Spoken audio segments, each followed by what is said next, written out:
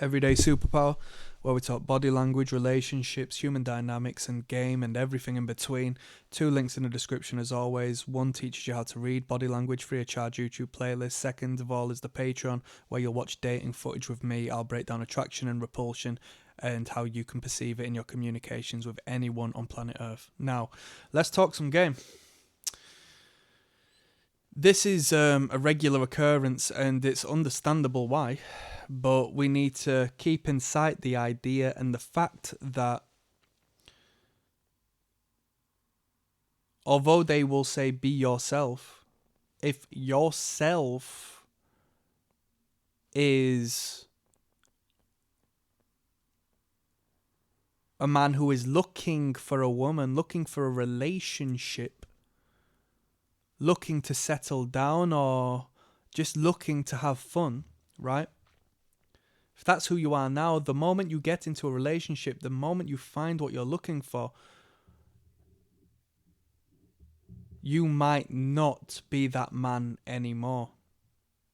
The characteristics you have and had whilst looking to find love, looking to find a fling, looking to find a lover, looking to find a friend, the moment you find that, you may lose the characteristics you once possessed, and what made you attractive to that person now makes you repulsive. Okay?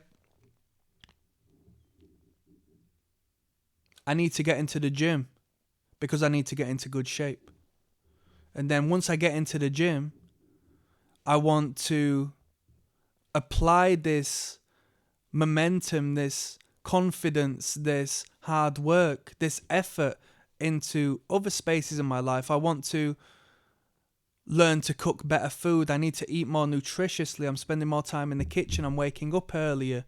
My sleeping habits are better because I'm of lower body fat. My communications with people are better because I feel good. My endorphins are through the roof because I'm training each and every day. I'm getting stronger, and the idea of getting stronger, the symbol of strength, is applying itself with compounding interest across my entire life, whether it be my work life, whether it be anything and in between.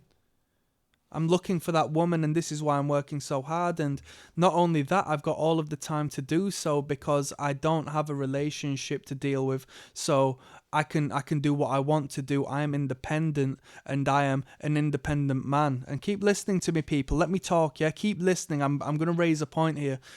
My independence of a man is the be-all and end-all. It's 100% because I am completely independent, and that's the masculine principle, whereas the woman needs me, right?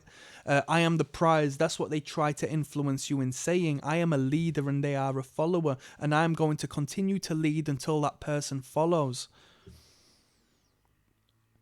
I'm reading on a regular basis to understand how I can get into a relationship. I'm not having singledom get me down. I'm watching videos on how to speak more coherently and engage the fascination and imagination of that woman 50-fold, okay? I've got a sex drive through the roof because I've been holding on for so long, and I just cannot wait to find the woman I need. And I'm going to work and saving my money, and I don't really have anything to spend my money on because I don't have a woman in my life to share this financial sort of affluence with, and blah, blah, blah, blah. And then you find that woman.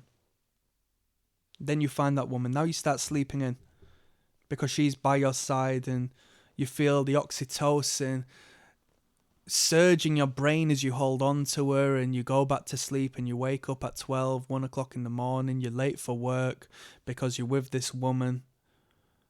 You're not going to the gym as regular, or you're cutting the gym session short now because you want to get back home with your missus. You're enjoying the life. She starts cooking for you. Why the hell not? Beautiful. She starts looking after you. What a fantastic way of being. So you stop cooking for yourself, but now you're catering for 2, so she is cooking for you, but maybe not necessarily in the manner you initially wanted, or the the nutritional values you were consuming prior. Okay, you start getting takeaways in because it's a blessing. You start watching television with her each and every day, okay, to spend some quality time with her. You're not engaging one-to-one. You have a middleman, which is a television. You're entertaining yourself through a third party. That becomes a thing. You should be spending that time investing in your business and your work and your purpose as to which you were doing beforehand. You start developing a belly. You start losing sight and track of everything because you get comfortable. This happens.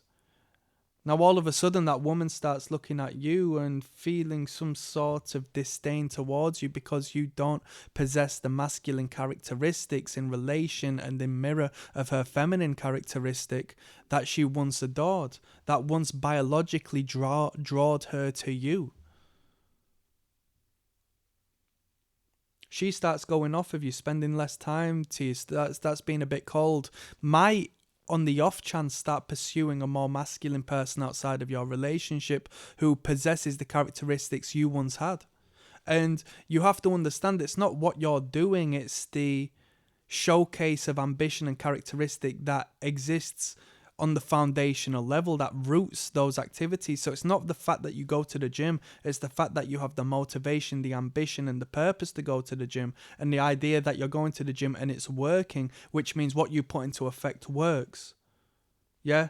So it's not the idea of, oh, go to the gym and you get women. No, that's not the case. It's the idea that you are showcasing content of character that initially attracted this woman into your life or these women into your life. And now you're slowly and surely starting to decline on these positive masculine traits that what made you you. You're not pursuing your career to the degree as you once did because now you know you can settle down with a woman. And what's settling down? Down isn't up. You're not going up, you're going down, you're settling down. Yeah? Sexual market value, the woman is of a lesser value than the man. That's the way it goes. She aims up, you have to go down because you're going to be in constant competition with someone on your parallel, and there's only going to be a certain amount of time she knows you're bullshitting her when you're speaking to someone who is of an evident higher value than you. She's going to leave you for someone who's of a better standard. Why wouldn't she? That's her biological purpose. I give her a round of applause for doing so. That's what she needs to do for the safety and security of her children. That's what her biological impulse needs. You start to lose sight of what makes you you, and what made you you was what attracted her. You've given you away for the sake of appeasing and being with her. She, from the entrance into your life, has broken you down, not through want, not through intention, but through the natural, turn of events that these situations, action. You've now become half the man you used to be. How do you stop that? Well, you have to say no.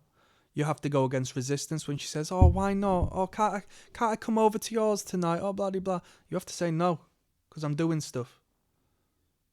You can leave it or lump it. That's the whole thing. You have to be able to know that even though you have gone out of your way to make yourself a better man and align yourself with the attraction of women by default, because as you make yourself a better person and a better man, you by default become more attractive to women who are pursuing a man who has drive, direction and momentum. You have to understand you need to keep that ball rolling. And as you continue to keep that ball rolling, you need to keep your eyes on the path you've started on. The path of most resistance, hopefully. And keep sight of where you're going and where you've come from. And if you have understanding of such, and keep your feet dead on the ground where you stand, 10 toes down, it should be nothing to you to say, take it or leave it. You can go if you want. Because you know who I was when you met me. I've not tried to change you, because trying to change people doesn't work, people. Does not work. Don't ever do that. Don't ever get into a relationship with a woman and try to change them. I was naive, a young boy, and I've tried to do it in my past. I've learned it firsthand. Don't do it. If you're going to learn from others, don't do it. Read the characteristics, the patterns of people, and then know that's who they are. Okay, full stop. If that woman isn't looking after you now, she's not going to look after you ever. Don't try and make that a thing. She's argumentative now. She will be argumentative in the future. Right? The only person you can change is yourself. So, she's attracted to you for that characteristics. When she comes into your life and tries to break you down and prevent you from being that person she was once attracted to, let it be known that she won't be attracted to you once you allow her to have her way. Understand that she's attracted to you because of who you were and who you are. So it makes no sense and makes her look very illogical that she would fall out with you over who you are and who she has showcased to be turned on by. You don't have to engage in emotional, argumentative communication, although some do. You have to put that to one side and say, nah, it's not worth my time. And she'll continue to love you. She'll continue to be in feminine position. She'll continue to be submissive to you. And she'll continue to see you as more valuable than her. And that's where you need to be. There is equality. There is the feminine and there is the masculine. This isn't playing a game of being some domineering, false force that oppresses the woman. No, not at all. But she will be turned on by the idea that her man is a man. And then you will go and listen to conversations with other couples who are arguing, men who are being manipulated to the degree of putting their whole life to one side to accommodate for this woman's needs purely because she gives him an earful, natters at him. And the reason why you're hearing about these things, right, maybe from the woman's perspective, is because she don't respect the man, because that's why she's talking about him, putting his name in the dirt, expressing to other people that he is being manipulated. Remember who you are. Remember your purpose. Remember what means the most to you, right? Because 20 years down the line, when that woman leaves you and you look back and you think, wow, I could have pursued my life as the world's best carpenter, the world's best plumber, electrician. I could have owned a business. I could have been a property developer.